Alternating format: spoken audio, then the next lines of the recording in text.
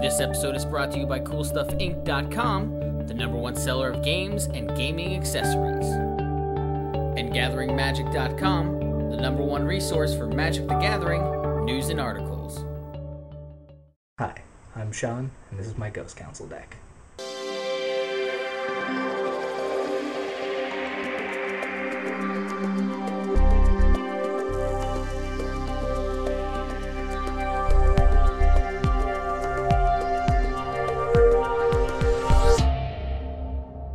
Alright, we'll start with the commander, Ghost Council. Really just chose Ghost Council because it's my favorite art of any Oros commander. Maybe not the best reason, but there it is. Got the basics, art chosen just because I like them. What this deck does is it plays a bunch of cards I think are pretty, or that I thought were absolutely necessary for the deck to work. Yeah, see, floating balls and a pyramid. That's always a good feeling. Yep, see, this is a swamp with a flower. You don't get too many of those. And so you got to put those in your deck. Alright. And then we get into the color fixing part of the deck. Things that create any color or almost any color are always good for you. Even if they come into play tapped, your commander is very color intensive, so you need to be able to cast that. And having good lands is the best way to do it. Obviously, every deck nowadays is running Command Tower. Serra Sanctum, yeah. I really liked enchantments. I wanted a deck that was enchantment focused. And since they printed Martyr's Bond, now I get all the Grave packs, which are enchantments in one deck. And there's no real way to abuse this in the deck, but just having a good land doesn't mean I need to abuse it. Flagstones, there's a lot of land destruction in my local environment, and so being able to have the Armageddon happen and still have something out is a big deal. I just really love the art on this. Once again, it's actually a terrible land. I don't recommend it, but look how foily and shiny and pretty it is. Temple of the False Gods. I don't play this in any other deck, so I thought I had to give it some play. I probably will end up taking this out at some point. The deck doesn't accelerate into lands very quickly, so having those out isn't helpful. Ghost Quarter. This one was really hard to decide to put in, not because I didn't want to put Ghost Quarter in the deck, but because both arts for this are really cool, really ghost-themed.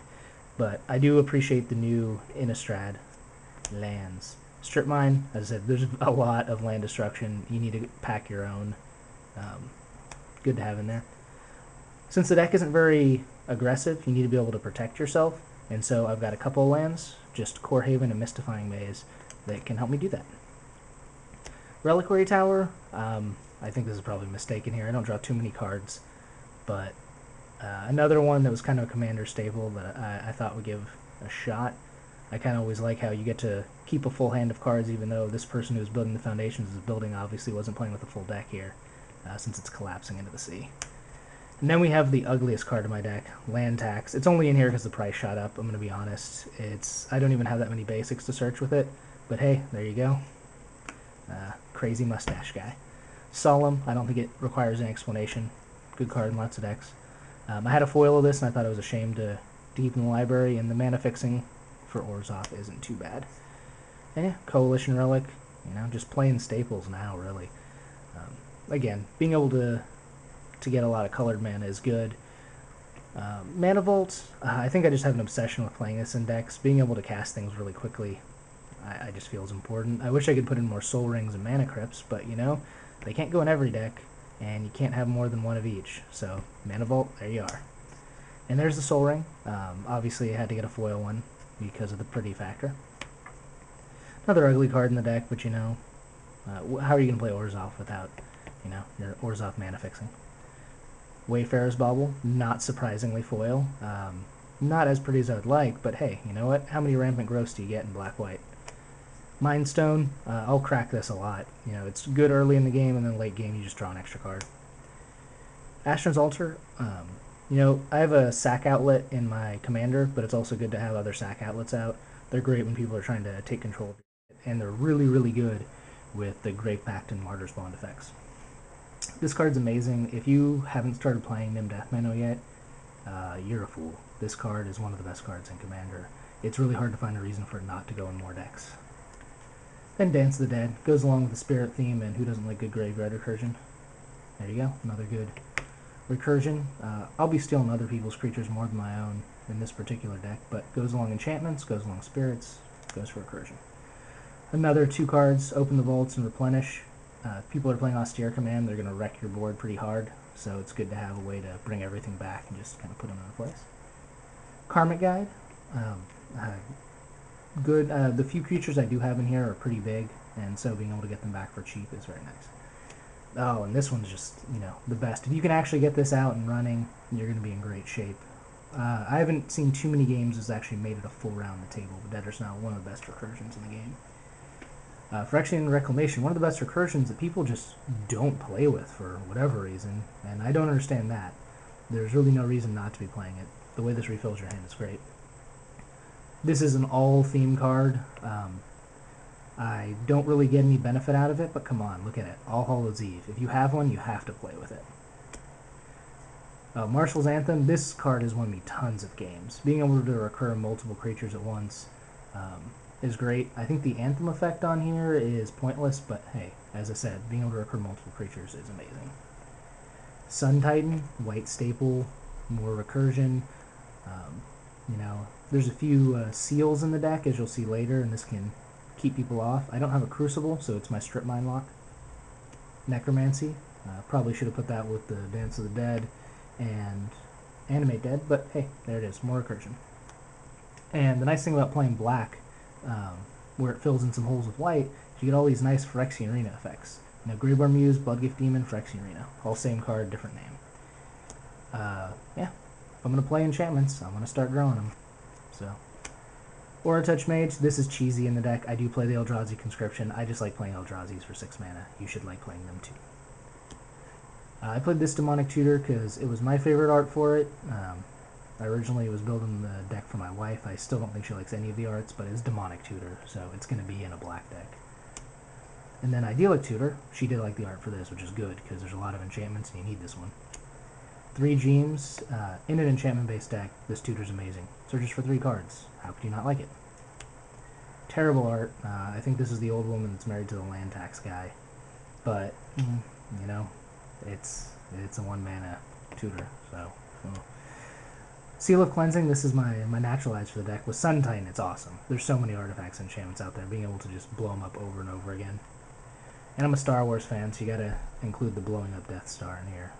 It's only too bad it blows up a wallet too when you buy this thing. But Vindicate, it's good. Arrest, I was trying to figure out my best art for it. In the end, I decided to just go with the one that was a foil. Seal of Doom goes along the same lines as the Seal of Cleansing. Repeatable removal is just something you always love. That is my cat playing with dice in the background, which is awesome. She'll be featured on a card here in just a second. Oblivion Ring, it's in here because it's a Japanese foil. Who are we kidding? Contagion. Apparently the same word in French as in English, which is a little disappointing. But look, you can see the little beret skull behind the cat, so haha, Contagion. It's a black force of will, or at least I tell myself that when I put it in multiple decks. Angel of Despair, you got the Eclipse going in the background, those nice wings, and another Vindicate.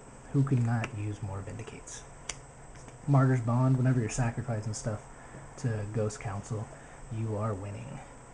Oh, look, another Gravepact effect. Amazing how those fit in these things. Again, Japanese foil, nice art, so made the cut. Also not too bad to have something you can sacrifice yourself, and that, flies and beats face. Terminus, one of my favorite new Wraths. A Wrath that you can get for 1 mana is a good Wrath. A Wrath that tucks Commanders, another good Wrath.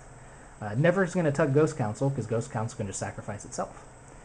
Gravepact, I think I've talked about these. One of the main inspirations behind the deck.